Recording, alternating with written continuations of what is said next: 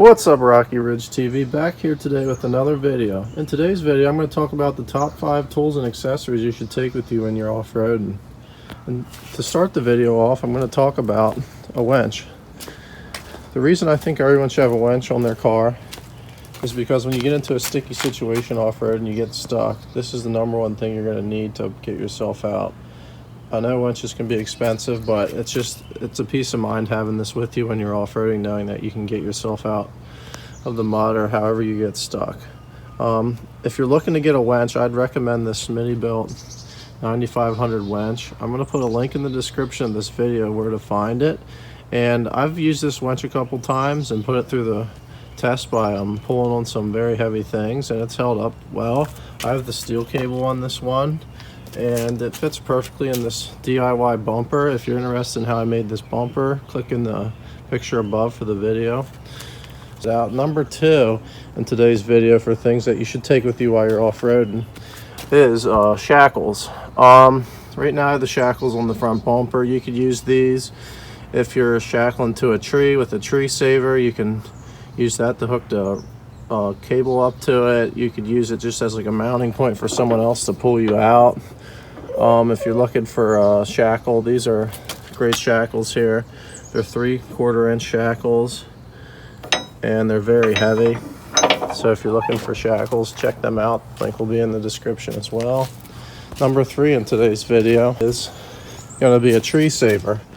The reason I take a tree saver with me while I'm off-roading is because obviously you need some way to hook up to a tree, and this rope is great because it's big enough to go around pretty much any size tree, and you could use it to tether to someone else's vehicle. Like if you need to pull someone else out and they don't have a mounting point, you could wrap it around the axle or a control arm or a strong point on the car, and I use that for that reason as well. So it's a great thing to bring with you. Or number 4 is this jack. Now, I know a lot of people like high lift jacks and stuff, but with the situation with my car having this plastic rear bumper, the rocker panels really don't have anything to jack off of. And I know I made this bumper, but there's not really a flat spot to jack from on it, which is okay because this jack here that I got, which I really like this jack, and I'd highly recommend it to anyone with a lifted car, is I know this Jeep comes with a little bottle jack to jack up, and it wasn't high enough. Now this jack here, I got this offline, this thing actually lifts up and it has extra holes in it so that you could raise it. And I'm going to go ahead here and put it in the highest setting, and that's how high it is. Plus it's a bottle jack and a jack all in one. So the bottle jack's on the side here, and you just make sure you have this tightened down just like a bottle jack, and then you can literally just jack, and you can see it's going up. And this thing's great because it has a very flat bottom, and I was worried about getting a bigger bottle jack just because of the vehicle tipping over and stuff. But with this thing here, it's got this big base to it, so if you're like off-roading and you get a flat tire or you break something and you need to jack, it's very stable, so you can put it down on unlevel ground and have the comfort and safety that the vehicle's not going to fall over. Now when you're jacking an off-road situation anyways and you take the tire off, I also recommend putting the tire underneath the vehicle just in case something happens. Then the vehicle's there or the tire's there to catch the car from falling on you. But if you're looking to get a jack and you have a lifted car and you need just a little bit more reach, I think this goes up to 21 inches in height for total jacking, and it goes up. For my car, I have 33-inch tires on it and a 4-inch lift on a 2000 Jeep Grand Cherokee, and I don't even need to put it on the third hole setting on this. I can keep it on the second one, and I can get the car completely off the ground and more.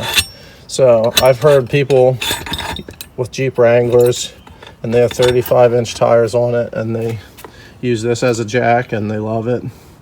So I'd highly recommend this. Go check out the link in the description of the bio if you're interested in buying it. I believe it's under $100. And then lastly, for things that you should take with you while you're off-roading, is a spare tire. I have my spare tire mounted up on the top of the car here. having a spare tire is very important, because if you puncture a tire off-roading or something, you need a way to get home, you're going to want to have that spare tire with you. Now, for the 2000 Jeep Grand Cherokee, I made an entire video on how I mounted this spare tire and the roof rack on there, so that video is going to pop up here as well. So if you're interested in how I did that, go check out that video. All right, so that concludes the top 5 things I bring with me while I'm off-roading, things that you need to bring with you as well. So if you like this video, go ahead, subscribe to the channel and turn on the notification bell as well. Drop down and leave a comment below and let me know what your top 5 things are that you bring with you while you're off-roading. Let me know if there's anything that you think I should add to my arsenal of things that I'm bringing with me. Thanks for watching. Check out the Instagram as well.